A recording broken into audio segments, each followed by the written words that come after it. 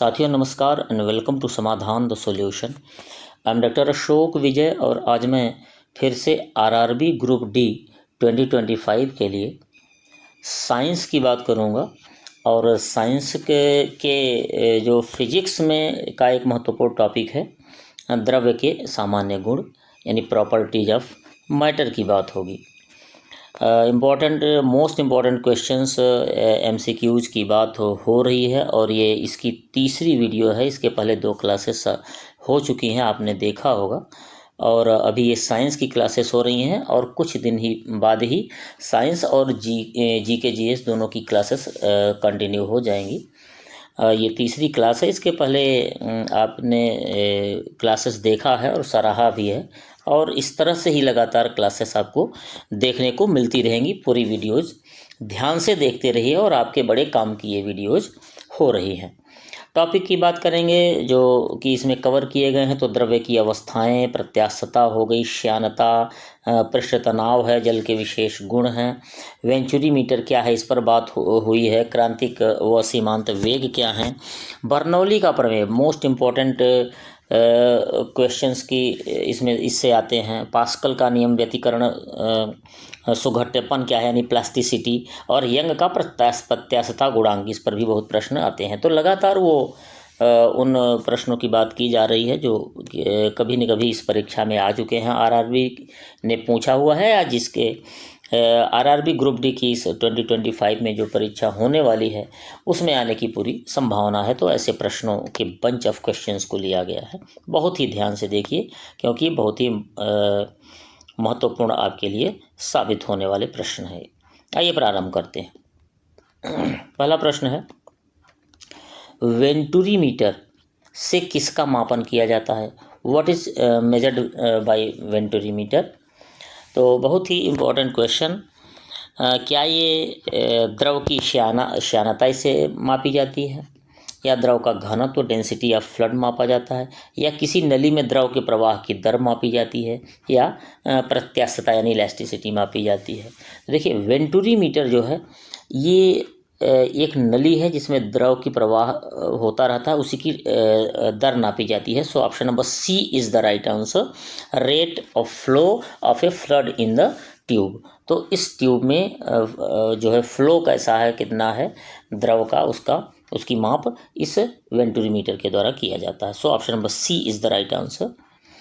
आइए देखते हैं कि क्या है व्याख्याएं जो कि हमारी जो क्लासेस हैं उनकी स्पेशलिटी होती है, इनको बहुत ध्यान से देखा करिए। किसी नली में प्रवाह की दर, इस प्रश्न का उत्तर है वेंटुरी मीटर नापता है। बर्नौली प्रमेय के आधार पर यह वेंटुरी मीटर कार्य करता है। अब सवाल यह है कि बर्नौली प्रमेय क्या है, तो एक बार ध्यान से देख लीजिए। इस पर बहुत सारे उदाहरण आते हैं कि कौन सा उदाहरण बर्नौली प्रमेय के आधार पर है। तो देखिए, जब कोई द्रव धारा रेखीय गति करता है तो दाब प्रति एकांक आयतन की गतिज ऊर्जा तथा प्रति एकांक आयतन की गुरुत्वीय स्थितिज ऊर्जा का योग नियत रहता है। क्या? 3 चीज़ें, दाब P, हाफ PV² गतिज ऊर्जा, और PGH यानी स्थितिज ऊर्जा, इन तीनों का योग क्या है? नियत रहता है। तीनों को अब नियत कैसे रहेगा? जैसे दाब बढ़ा, दोनों घट गए, तो इधर जो बढ़ोतरी हुई, जैसे कुल 10 था, यहाँ 5, यहाँ 3, यहाँ 2, तो 5 3 8 2 10, 5 से बढ़ के ये हो गया कितना? 7। तो यहाँ 1, यहाँ कम हो गया, ठीक है, तो 7, और यहाँ 2 है, यहाँ 1 हो गया, 7 2 9 1 10 हो गया, यानी एक जगह बढ़ा एक घटा। तो इस तरह से ये नियतांक माना जाता है, कहीं बढ़ोतरी कहीं घटी। और दूसरा जो इम्पोर्टेंट चीज़ है, इसको बहुत ध्यान से देख लीजिएगा कि इन्होंने जो बर्नौली ने गति और दाब के बीच जो संबंध बताया, इसी पर पूरा बेस्ड है।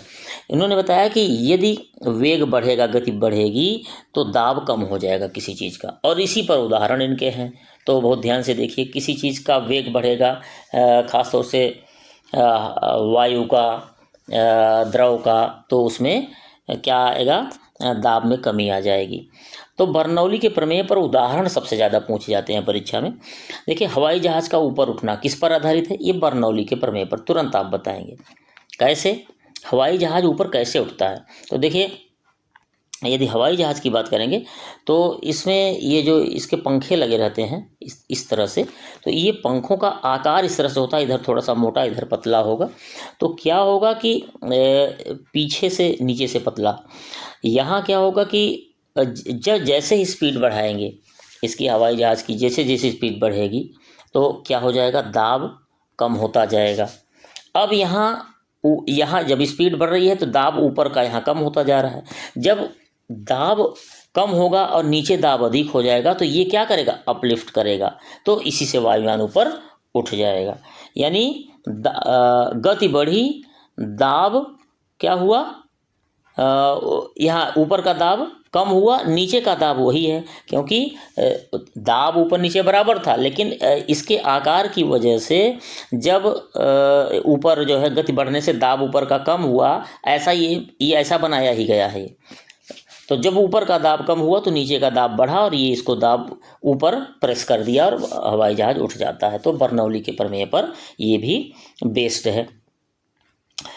दूसरा जो है आंधी में टीन की छत, ये सब बहुत बार पूछे गए हैं, इसलिए इन सारे उदाहरणों को यहाँ बताया गया है, इन्हीं में से आता है।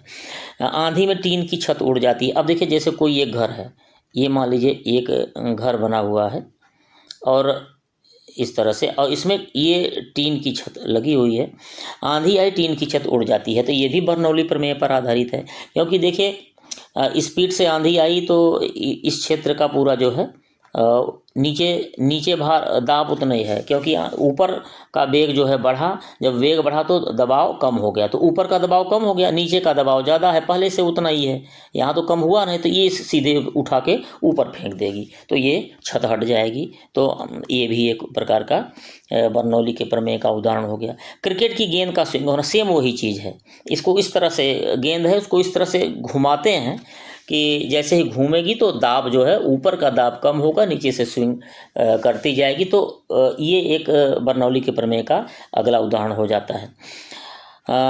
ट्रेन जब प्लेटफार्म पर आ जाती है तो उस पर जो पड़ी वस्तुएं हैं आपने देखा होगा कि गतिमान हो जाती हैं।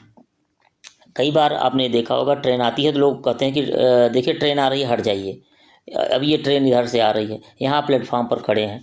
क्या होता है कि यहाँ आप खड़े हैं और यहाँ से ट्रेन चली जा रही है, जिससे जब ट्रेन आती है तो अगल बगल की हवा का जो है वेग बढ़ जाएगा, और वेग बढ़ेगा तो क्या हो जाएगा, दाब कम हो जाएगा। तो ट्रेन के आसपास दाब कम हो गया, लेकिन इधर दाब उतना ही है, तो ये दाब जब ज़्यादा है तो ये आपको उधर धकेल देगी ट्रेन की तरफ और गिर जाएंगे, ट्रेन के नीचे जा सकते हैं लोग। इस वजह से कहा जाता है कि ये बर्नौली के प्रमेय के उदाहरण पर आश्रित है। तो ये चारों बहुत इंपॉर्टेंट हैं, इनको आप याद रखिएगा। आपको लग रहा होगा, अंदाज़ा लग गया होगा कि किस लेवल की ये क्लासेस हैं। ठीक लग रहा हो, आपके काम की बातें हो रही हों, तो बिल्कुल इसको लाइक कर दीजिएगा और समाधान द सॉल्यूशन को सब्सक्राइब कर लीजिएगा। नेक्स्ट है दूसरा प्रश्न है, द्रव्य की चौथी अवस्था कौन सी है। अब आप देखिए, अभी द्रव्य की आपने ठोस, द्रव और गैस, इन तीनों अवस्थाओं को आपने देखा था। तो द्रव्य की चौथी अवस्था भी होती है। कुछ 5 अवस्थाएं इस समय मॉडर्न साइंस में हो गई हैं, और चौथी अवस्था है प्लाज्मा। तो ऑप्शन नंबर डी सही है। द्रव्य है क्या, तो वह वस्तु है जो स्थान घेरती है, जिसमें भार होता है तथा जिसका ज्ञान हम अपनी ज्ञानेंद्रियों द्वारा करते हैं। ये आपको याद भी होगा, और न याद हो तो याद कर लीजिए, क्योंकि कई बार ये ऐसे ही प्रश्न आ जाते हैं। रिक्त स्थान दे देगा, इन तीनों में से कोई एक नहीं रहेगा, आपको बताना पड़ेगा इस तरह से। सामान्यतः द्रव्य के 3 प्रकार हैं, ठोस, द्रव और गैस, जो कि हम आप पढ़ते आए हैं। चौथा जो है प्लाज्मा है, और 5वां जो है बोस-आइंस्टाइन कंडेंसेट है, और ये सबसे नवीनतम लेटेस्ट है, तो इसको याद रखेंगे आप। नेक्स्ट है, तीसरा प्रश्न है, वर्षा की बूंदों के गोलाकार होने का क्या कारण है। आप जानते हैं वर्षा की बूंदें इस तरह से गोली हो जाती हैं, क्या क्या कारण है। तो क्या हवा में प्रतिरोध कारण है, बहुत ऊंचाई से गिरना, जल में पृष्ठ तनाव, या उपयुक्त में से कोई नहीं। तो option number C is again the right answer. जल में पृष्ठ तनाव के कारण होता है। इसमें क्या है कि पृष्ठ तनाव क्या होता है, आप जानते हैं, किसी द्रव का वह गुण है जिसके कारण उसका मुक्त पृष्ठ एक तनित झिल्ली की तरह कार्य करता है। अब एक तनिक झिल्ली तरह कार्य करेगा, तो इसमें ये कैसे गोली बूंदें हो जाएंगी। एक निश्चित आयतन के लिए गोलाकार आकृति जो है उसके पृष्ठ का क्षेत्रफल अन्य आकृतियों के पृष्ठ के क्षेत्रफल की तुलना में कम होता है। गोलाकार आकृति है तो एक निश्चित आयतन मान लीजिए, तो अन्य जो आकृतियां होंगी उन आकृतियों में इसका जो है पृष्ठ का क्षेत्रफल जो है सबसे कम होगा गोलाकार आकृति का। और द्रव का प्रयास क्या रहता है, यह कम से कम क्षेत्रफल घेरने का प्रयास करता है, और कम से कम क्षेत्रफल तभी घेर पाएगा क्यों जबकि गोलाकार आकृति होगी, क्योंकि गोलाकार आकृति ही वह आकृति है जिसमें सबसे पृष्ठ का कम क्षेत्रफल घेरेगा। तो इसलिए जो है द्रव का यही प्रयास रहता है और कि कम क्षेत्रफल घेरे, इसलिए उसको गोलाकार में होना पड़ेगा, यानी वर्षा की बूंदें इसीलिए गोलाकार हो जाती हैं। नेक्स्ट है, चौथा प्रश्न है, तेल की सतह पर फैल जाता है, तेल जल की सतह पर फैल जाता है। आपने देखा होगा, अभी पानी भरा है, उसमें तेल आप डाल दीजिए तो तेल ऊपर ऊपर ऐसे उतराता रहेगा इस तरह से। ये देखिए, ये तेल ऊपर ऊपर ही है, नीचे नहीं जा रहा है। ये क्यों है? तेल का पृष्ठ तनाव पानी से कम है। ये बिल्कुल सही बात है। पानी का पृष्ठ तनाव ज़्यादा है और तेल का पृष्ठ तनाव कम है, तो ऑप्शन नंबर ए सही है कि तेल का पृष्ठ तनाव पानी से कम है, यानी पानी का ज़्यादा है, तेल का कम है, इस वजह से ऐसा है। ऐसा पृष्ठ तनाव की वजह से क्यों कम है, क्यों ये घटना हो रही है? जल का पृष्ठ तनाव अधिक होता है, जिससे जल के अणु तेल के अणुओं को ऊपर की ओर धकेल देते हैं। तो जल का पृष्ठ तनाव ज़्यादा है और तेल का पृष्ठ तनाव कम है। देखिए, मान लीजिए ये तेल है, इसका जल के इसमें अणुओं में तनाव कम है, पृष्ठ का तनाव कम है इसके। तो जब तनाव कम है तो ये फैलने की प्रवृत्ति होगी, तनाव ज़्यादा है कि तो घेरने की, गोलाकार आकृति की, बंधे रहने की प्रवृत्ति ज़्यादा होगी, तो इसलिए फैला देगा तेल को। इससे तेल फैला हुआ दिखाई पड़ता है क्योंकि इसका पृष्ठ तनाव कम है। तेल का पृष्ठ तनाव पानी से कम होता है, जिससे यह पानी पर फैल जाता है, वही बात इसमें लिखी गई है। नेक्स्ट है, पांचवा प्रश्न है, साबुन के बुलबुले के अंदर का दाब वायुमंडलीय दाब से क्या होता है? कम होता है। साबुन के बुलबुले के अंदर का दाब वायुमंडलीय दाब से कम होगा, अधिक होगा, बराबर होगा, और उपर्युक्त में से कोई नहीं। तो देखिए, साबुन के जो अंदर जो बुलबुला है, इसके अंदर का वायुमंडलीय दाब से इसका तनाव जो है वो अधिक होगा। ऑप्शन नंबर बी सही है, यानी वायुमंडलीय दाब से बुलबुले के अंदर का, ये बुलबुले हैं, इनके अंदर का तनाव अधिक होगा और बाहर का दबाव यानी वायुमंडलीय दबाव कम होगा। ये याद रखिए, इसका दबाव अधिक होगा बुलबुले के अंदर का। साबुन के घोल का पृष्ठ तनाव बहुत कम होता है, जिससे यह असाधारण पानी की अपेक्षा कपड़े के अधिक क्षेत्रफल को गीला करता है। देखिए, जब साबुन से जो है पानी में घोल के कपड़ा धोया जाता है, तो देखिए पानी का तनाव ज़्यादा होने के कारण ये बहुत दूर दूर तक फैल नहीं पाता, लेकिन जैसे ही साबुन मिलाया गया तो उसका पृष्ठ तनाव कम हो गया, तो ये बहुत दूर तक फैलेगा और कपड़े के उन कणों तक पहुंच जाएगा जहां तक कि साधारण पानी नहीं पहुंच पाता था, इसलिए वो जब पहुंच के वो साफ कर देगा। पानी ही साफ करता है, साबुन नहीं, लेकिन साबुन पहुँचने में मदद करता है दूर तक। ये कपड़े इससे आसानी से साफ हो जाते हैं, और साबुन के घोल का पृष्ठ तनाव कम होने से बुलबुले बड़े बड़े भी होने लगते हैं। नेक्स्ट है, सामान्य वायु में दौड़ना जल में दौड़ने की अपेक्षा सुगम होता है, क्योंकि जल की श्यानता, विस्कोसिटी। अच्छा, ये श्यानता क्या है? श्यानता माने आप समझिए गाढ़ापन। तो जल ज़्यादा गाढ़ा है कि वायु? तो आप बताएंगे जल। और जब गाढ़ापन ज़्यादा है तो निश्चित है कि वहाँ आप को परेशानी होगी। तो जल की श्यानता जो है वायु से अधिक होती है। So option number B is the right answer. द्रव का गाढ़ापन यानी अधिक गाढ़ा होता है, अधिक श्यान होता है। श्यानता का गुण क्या है? द्रव और गैस में पाया जाता है, ठोस में नहीं पाया जाता, क्योंकि परतों के बीच उसके अपेक्षित गति नहीं होती है। और श्यान बल जो है क्या है? आंतरिक स्पर्श रेखीय बल है, जिसे ससंजक बल भी कहते हैं, यानी एक ही अणुओं के बीच के लगने वाले आपस में जो बल है। 7वां प्रश्न है, ताप बढ़ाने पर द्रव की श्यानता क्या होगी?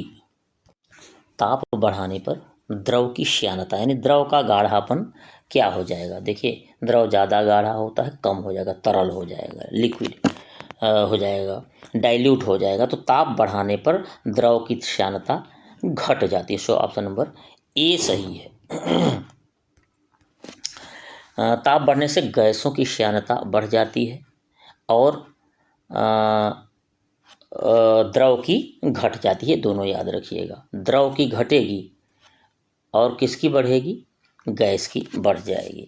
एक आदर्श तरल की श्यानता 0 होती है, ये भी प्रश्न आया हुआ है, इसको याद रखिएगा। ताप में वृद्धि के साथ ग्लिसरीन की श्यानता कम हो जाती है। ग्लिसरीन की श्यानता जो है कम हो जाती है। ये एक गाढ़ा द्रव है। आपने यहाँ पहले भी देखा है कि श्यानता जो है द्रव की घटती है, तो जाहिर है कि ग्लिसरीन की भी घट जाएगी और गैसों की बढ़ जाती है, याद रखिएगा। नेक्स्ट है 8वां प्रश्न है, धारा रेखीय प्रवाह के अधिकतम वेग को क्या कहते हैं? विस्कोसिटी ऑफ नहीं, ये दूसरा, ये गलत छप गया है। धारा रेखीय प्रवाह के अधिकतम वेग को क्या कहते हैं? अधिकतम वेग को देखिए क्रांतिक वेग कहते हैं, क्रिटिकल वेलोसिटी कहते हैं। ऑप्शन नंबर बी सही है। क्रांति वेग क्या होता है? धारा रेखीय प्रवाह के वेग की उच्च सीमा होता है, इसके बाद का द्रव प्रवाह धारा रेखीय न होकर विक्षुब्ध हो जाता है, सीधे धारा रेखीय न होकर विक्षुब्ध हो जाएगा। यानी इस वेग के बाद क्रांतिक वेग इसको कहते हैं, उच्चतम वेग की सीमा है।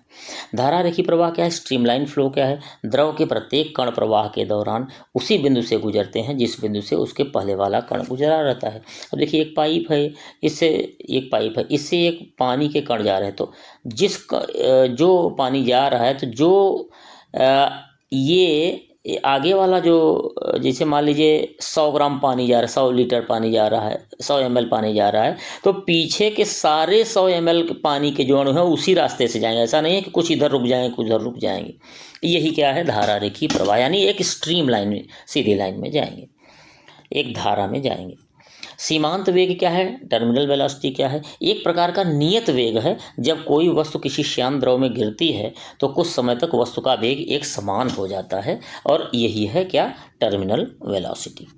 नेक्स्ट है 9 नंबर प्रश्न है, पैराशूट की सहायता से सैनिक किस वेग से पृथ्वी पर उतरता है? With what speed does a soldier descend to the earth with the help of a parachute? तो देखिए, पैराशूट की सहायता से जब कोई सैनिक नीचे उतरता है तो यह सीमांत वेग यानी टर्मिनल वेलोसिटी से उतरता है। तो आप टर्मिनल वेलोसिटी यानी सीमांत वेग याद रखेंगे, पैराशूट से के साथ ये वेलोसिटी काम करेगी। और एक प्रकार का नियत वेग है। जब कोई वस्तु किसी श्यान द्रव में गिरती है तो कुछ समय तक वस्तु का वेग एक समान हो जाता है। अभी ये बात आई थी, तो वो वेलोसिटी है। तो यही काम पैराशूट में भी होता है, एक समान एक नियत वेग से आते हैं। सीमांत वेग की स्थिति में वस्तु का भार जो है श्यान बल और उत्प्लावन बल के योग के बराबर हो जाता है, और इसी से वो एक जो है मार्जिनल वेलोसिटी जो है टर्मिनल वेलोसिटी से वो नीचे आता है। 10वां प्रश्न है, किसी द्रव का घनत्व बढ़ने पर दाब क्या होगा? तो याद रखिए, द्रव का घनत्व बढ़ने पर दाब भी बढ़ेगा। ऑप्शन नंबर ए सही है। घनत्व बढ़ने पर दाब बढ़ेगा, और किसी द्रव का दाब उसके घनत्व पर निर्भर करता है। घनत्व बढ़ने पर दाब बढ़ेगा, घटने पर दाब घटेगा, याद रखिएगा। यानी जो है घनत्व और दाब जो है ये क्या है? एक दूसरे के अनुक्रमानुपाती हैं। ये बढ़ेगा तो दाब भी बढ़ेगा।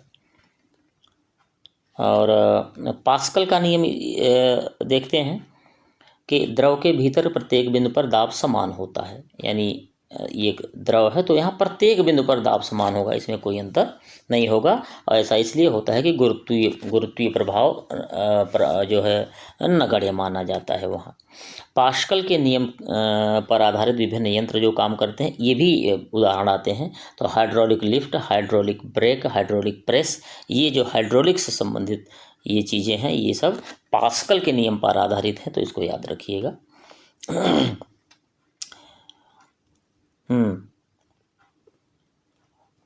यह 11वां नंबर प्रश्न है कि शीतकाल में झीलों की ऊपरी सतह का पानी बर्फ में बदल जाता है, लेकिन फिर भी जलीय जंतु जीवित रहते हैं। ये बड़ा लोकप्रिय प्रश्न है, बहुत बार देखिए ये पूरा झील पर बैठा है, झील है, ये जम गई है, बर्फ पर ही बैठा है, मछली मार रहा है। अब इस बर्फ में से मछली कैसे आ गई? ये मछली देखिए आ गई, कैसे आई? इसका अर्थ है कि बर्फ के नीचे जीव बचे हुए हैं।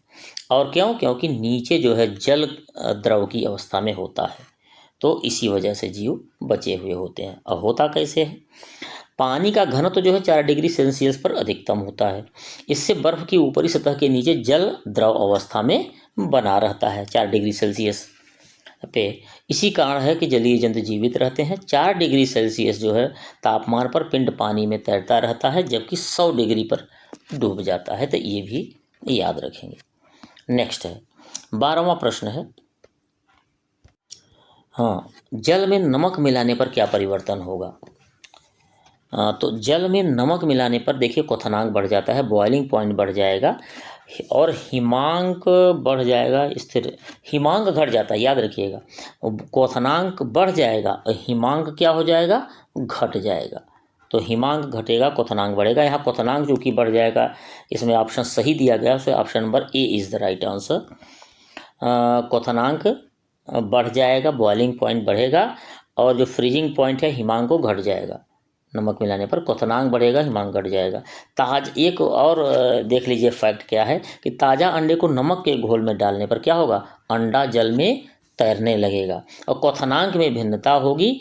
किसकी वजह से? दाब में भिन्नता के कारण। तो ये दाब है जो है क्वथनांक में भिन्नता को पैदा कर देता है। 13वां प्रश्न है, एक मछली आधा हो चुका है, आप लाइक ज़रूर कर दीजिएगा। एक स्वस्थ मछली को मीठे पानी से खारे पानी में ले जाने पर क्या होगा? मीठे पानी से खारे पानी में स्वस्थ मछली को ले जाएंगे तो भैया वह निर्जलीकरण का शिकार हो जाएगी और यह शिकार होके क्या हो जाएगी? मर जाएगी। तो डिहाइड्रेशन उसे हो जाएगा। तो याद रखिएगा, ये प्रश्न कई बार आया है। तो निर्जलीकरण हो जाएगा क्योंकि वो जो है खारे पानी में पहुंच जाएगी मीठे पानी से। 14वां नंबर प्रश्न है, जल के जमने पर उसका घनत्व क्या होगा? बढ़ेगा कि घटेगा? ऑप्शन नंबर बी सही है, जल का जमेगा तो घनत्व जो है घट जाएगा। तो पानी का घनत्व सबसे ज़्यादा है, फिर बर्फ़ का है, फिर एसीटोन, एथिलीन। तो इनको याद रखिएगा। तो बर्फ़ का घनत्व कम होता है, पानी का घनत्व ज़्यादा होता है। तो पानी से जब स्वाभाविक है कि बर्फ़ जैसे ही बन जाएगी, जमेगा, तो घनत्व क्या हो जाएगा? घट जाएगा। नेक्स्ट है अच्छा, हाँ, घनत्व एक चीज़ और है, आप ये देखिए, घनत्व बराबर द्रव्यमान बटा आयतन होता है। इससे आप अंदाज़ा लगाइए, यहाँ क्या है? बर्फ़ का घनत्व, बर्फ़ का जो है आयतन ज़्यादा होता है पानी से, बर्फ़ का आयतन जो है पानी से ज़्यादा होगा। जब बर्फ़ का आयतन पानी से ज़्यादा होगा तो घनत्व क्या हो जाएगा? कम हो जाएगा। क्यों? ये नीचे है ना, ये ऊपर है। तो इसी से अंदाज़ा लगा सकते हैं आप कि बर्फ़ का जो है घनत्व कम होता है क्योंकि आयतन इसका ज़्यादा होगा। उतने ही वॉल्यूम जो है, उतने किलोग्राम बर्फ़ को यदि पानी को बर्फ़ बना दिया जाए तो बर्फ़ का आयतन ज़्यादा होगा, इसलिए घनत्व कम हो जाएगा। बुरादे से ढकी हुई बर्फ़ जल्दी क्यों नहीं पिघलती है? तो ये प्रश्न है 15वां। सिंपल है, बुरादा जो है उष्मा का कुचालक होता है, न वो गर्मी को बाहर जाने देगा ना अंदर जाने देगा, और इसीलिए जो है ठंडी को न बाहर जा देगा ना अंदर जाने देगा। वो उष्मा की कुचालक होती है ये, इसलिए वो पिघलेगा नहीं। तो पानी से भरी बोतल, एक नई चीज़ देख लीजिए कि पानी से भरी बोतल को फ्रिज में रखने पर पानी यदि बर्फ़ में परिवर्तित हो जाए तो बोतल क्या हो जाएगी, टूट जाएगी। क्यों? पानी की तुलना में बर्फ़ का आयतन बढ़ जाता है। अभी ये बात हुई, घनत्व तो कम होता है बर्फ़ का, लेकिन आयतन बढ़ जाता है। और जब जो है आयतन बढ़ेगा तो निश्चय है कि बर्फ़ उसके लिए जगह नहीं बचेगी और वो बॉटल टूट जाएगी। 16वां नंबर प्रश्न है, निम्न में से कौन सा कथन सत्य नहीं है? जो सत्य नहीं है उसको बताना है, नॉट ट्रूथ। तो नॉट ट्रू कौन सा है? लकड़ी पानी में तैरती है, सही है, वही बात आ गई, घनत्व की बात आ रही है। लोहा पानी में डूब जाता है, बिल्कुल सही है। लोहा पारे में तैरता है, बिल्कुल, घनत्व ज़्यादा है उसका तो और लोहे का कम तो तैरेगा। उसमें पारा पानी में तैरता है, पारा पानी में तैरता है, बिल्कुल गलत है, ये गलत है। सो जो गलत है वही से ऑप्शन नंबर डी सही है। पारा पानी में नहीं तैरेगा क्योंकि पारे का घनत्व तो ज़्यादा है पानी से, इसलिए वो नहीं तैरेगा, डूब जाएगा। पारा घनत्व में बहुत ज़्यादा होता है। कितना? पारे का घनत्व है 13.6 ग्राम पर सेंटीमीटर क्यूब और पानी का है 1 ग्राम पर सेंटीमीटर क्यूब। तो बहुत अंतर है, 13 गुने का अंतर है, इसलिए वह डूब जाएगा। और पारे का घनत्व पानी से अधिक हो जाएगा, इसीलिए यह डूब जाएगा। तो डूबना न डूबना एक घनत्व पर निर्भर करता है। 17वां नंबर प्रश्न है,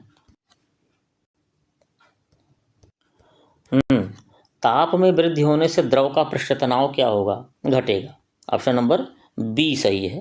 ताप में यदि वृद्धि होगी तो पृष्ठ तनाव क्या हो जाएगा? घट जाएगा। पृष्ठ तनाव का मान 0 होगा क्रांतिक ताप पर, और पृष्ठ तनाव का एसआई मात्रक की बात करें तो न्यूटन मीटर होगा। तो ताप बढ़ने पर जल का पृष्ठ तनाव घट जाता है, ये बात याद रखिए। 19वां नंबर प्रश्न,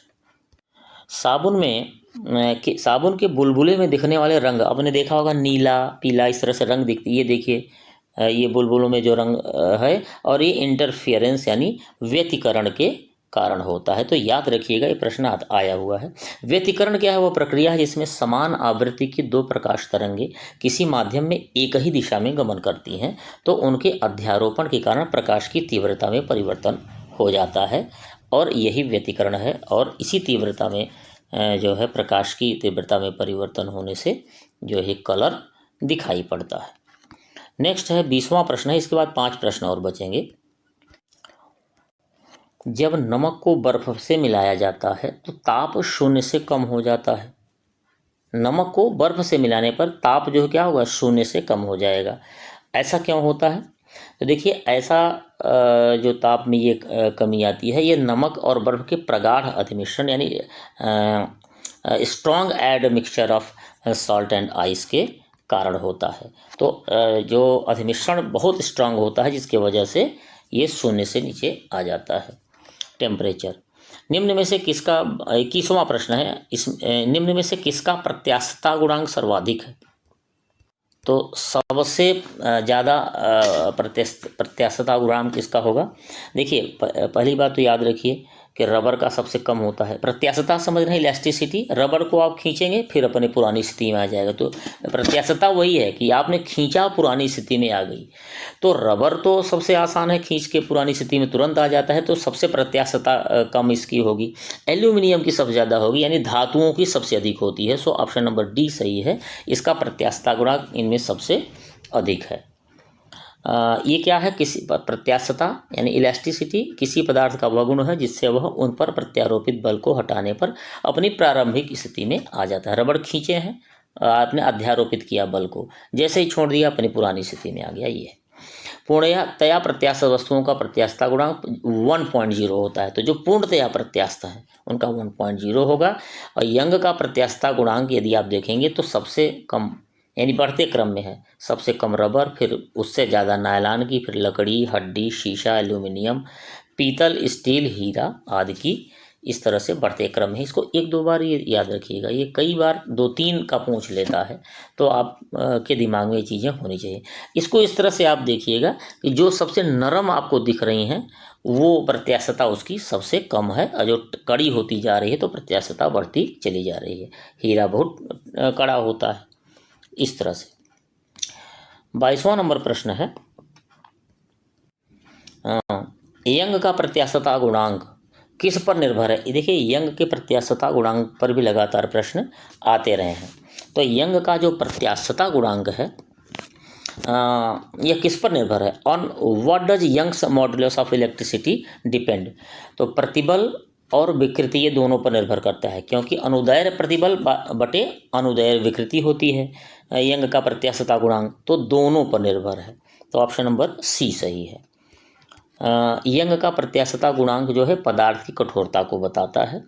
ये प्रत्यास्थता गुणांक जो है अनुदैर्घ्य प्रतिबल बटे अनुदैर्घ्य विकृति है, और ये प्रतिबल क्या होता है? एफ अपॉन ए होता है, किसी वस्तु के इकाई क्षेत्र पर लगाया गया बल।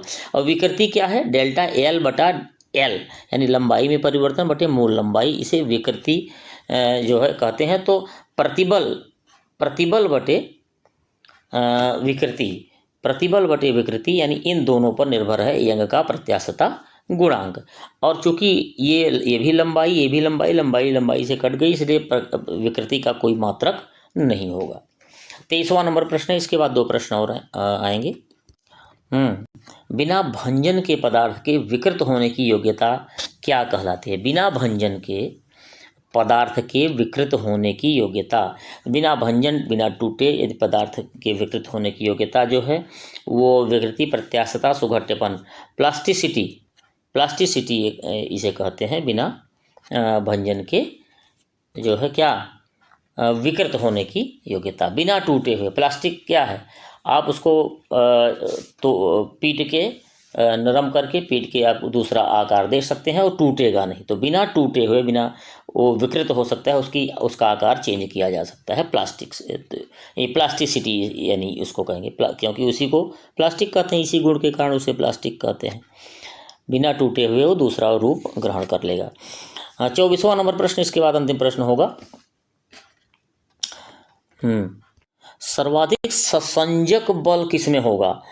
Which has the maximum cohesive force? ठोस, द्रव, गैस या सभी में बराबर होगा?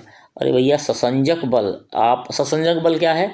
आपसी अणुओं के बीच बल। अब यहाँ जो है ठोस में देखिए अणु कितने नज़दीक हैं, तो सबसे ज़्यादा ससंजक बल ठोस में होगा, simply. So option number A सही है। द्रव में उससे ज़्यादा हैं अणु के, गैस में सबसे लंबे दूर अणु हैं, तो सबसे ज़्यादा ससंजक बल यहाँ होगा, क्योंकि यहाँ अणुओं के बीच दूरी सबसे कम है ठोस में। और सबसे ज़्यादा पूछेगा तो उल्टा गैस आप बता देंगे तुरंत। तो सर्वाधिक ठोस में है, न्यूनतम द्रव में, और सबसे लगभग न के बराबर नगण्य है गैस में। ससंजक बल के उदाहरण क्या है? द्रव की बूंद का आपस में मिलकर बड़ी बूंद बन जाती है। भाई, छोटी छोटी बूंदियाँ हैं, मिला दीजिए तो एक बड़ी बूंद बन जाती है, ये ससंजक बल है, क्योंकि आपस में ये बूंदें आपस में एक दूसरे को खींच ले रही हैं। आकर्षण जो गुरुत्वीय बल पैदा कर रहे हैं, आकर्षण बल। कोल्ड वेल्डिंग भी वही चीज़ है, वेल्ड कर दे रहा है, सारे सबको एक मिला दे रहा है। आसंजक बल क्या है? ब्लैक बोर्ड पर चाक से लिखना। भाई, ब्लैक बोर्ड की सरफेस है, उसमें चाक से लिख रहे हैं, वो उसके अणु एक दूसरे को खींच ले रहे हैं, ये है। जल का किसी वस्तु को भिगोना, सेम वही चीज़ है। यदि जल आपने इस परत पर डाली और भीग जा रहा है, इस मतलब जल के जो अणु हैं वो इसके अणुओं को आपस में आकर्षण पैदा हो जा रहा है और खींच ले रहे हैं। तो आप जानते हैं ससंजक बल क्या होता है? एक ही जो है पदार्थ के अणुओं के बीच बल, जैसे पानी की बूंदें एक हो जा रही हैं, कोल्ड वेल्डिंग की बूंदें अणु एक हो जा रहे हैं। आसंजक बल अलग अलग पदार्थ, जैसे ब्लैक बोर्ड और चाक। जल जो है किसी वस्तु के साथ मिलकर, तो जो है अणु आपस में मिल जा रहे हैं, वो आसंजक बल। 2 पदार्थों के बीच के जो अणु हैं उनके बीच आकर्षण बल। आसंजक बल द्रव के अणुओं के ससंजक बल से अधिक होगा, तभी द्रव के ठोस पर चिपकेगा, जैसे शीशे पर पानी। भाई, आसंजक बल ज़्यादा होगा ससंजक बल से, तभी तो होगा। यदि आसंजक बल यानी दूसरे पदार्थ के और इस पदार्थ के अणुओं के बीच का जो बल है, आसंजक बल, वो कम होगा, तो ये दूसरे में चिपकेगा ही नहीं, दूर भाग जाएगा। और विपरीत स्थिति होगी तो जो है नहीं चिपकेगा, जैसे शीशे पर पारा। भाई, शीशे पर, यहाँ शीशा है, इस पर पारा आप छोड़ेंगे, लुढ़कता चला जाएगा, चिपकेगा नहीं। क्योंकि आसंजक बल दोनों के बीच बहुत कम है। तो याद रखिएगा, आसंजक बल 2 पदार्थों के बीच यदि खूब होगा, ज़्यादा होगा, तो चिपकेंगे, आपस में मिल जाएंगे, नहीं तो नहीं मिलेंगे। नेक्स्ट है 25वां नंबर प्रश्न है। ज्वालामुखी से निकला लावा, ज्वालामुखी से निकला लावा बहुत गाढ़ा होने पर भी तेजी से बढ़ता है। गाढ़ा होने पर भी तेजी से फैलता है, क्यों, कैसे? लावा का घनत्व अधिक होता है, लावा का घनत्व कम होता है, लावा का आयतन कम होता है। भैया लावा का घनत्व कम होगा, ऑप्शन नंबर बी सही है, लावा का घनत्व कम होगा। और घनत्व बराबर द्रव्यमान बटे आयतन, अब जानते हैं जब घनत्व कम होगा आयतन बढ़ जाएगा, और घनत्व कम होगा इसीलिए आयतन बढ़ता चला जाएगा, यानी प्रसार होता चला जाएगा। और घनत्व कम होने के कारण ही क्या है, उसको एक गति मिल जाती है, एक वेग मिल जाता है, जिससे वो लगातार लावा बढ़ता चला जाता है, जबकि गाढ़ा भी होता है। तो आपने देखा कि ये 25 प्रश्न थे, और मैं बार बार ये कहूँगा कि आप जितने प्रश्न पढ़ें उसमें 10 का गुणा कर लीजिए, क्योंकि आपने व्याख्याएं देख ली हैं। तो 200 से 250 प्रश्नों तक के उत्तर आपने इसमें देख लिए हैं। और ये वो प्रश्न है, ये चुनिंदा प्रश्न है, ये मोस्ट इम्पॉर्टेंट प्रश्न है जो कि परीक्षा में आ ही सकते हैं, क्योंकि पहले से पूछे जा चुके हैं या पूछे जाने की संभावना है। इसलिए बहुत ध्यान से समाधान द सॉल्यूशन को देखते रहिए। लाइक शेयर सब्सक्राइब भी कर लीजिए, थोड़ा सा मनोबल ऊंचा रखिए हमारा भी। और मैं प्रयास करूंगा, समाधान द सॉल्यूशन की तरफ से ये प्रयास होगा कि आपको वो चुनिंदा वो इम्पोर्टेंट प्रश्न मिलें जो कि परीक्षा में आने योग्य हों, और आपका भला करने में मददगार साबित हों, और आपको आपकी उन्नति का मार्ग प्रशस्त करें। तो बहुत ध्यान से देखते रहिए, अभी आपके पास खूब टाइम है, तो इन वीडियोज़ को एक बार दो बार लगातार देखते रहिए। और इसमें जो है मुझे पूरी उम्मीद है कि आपका कल्याण छिपा हुआ है। बहुत बहुत धन्यवाद। जय हिंद, वंदे मातरम।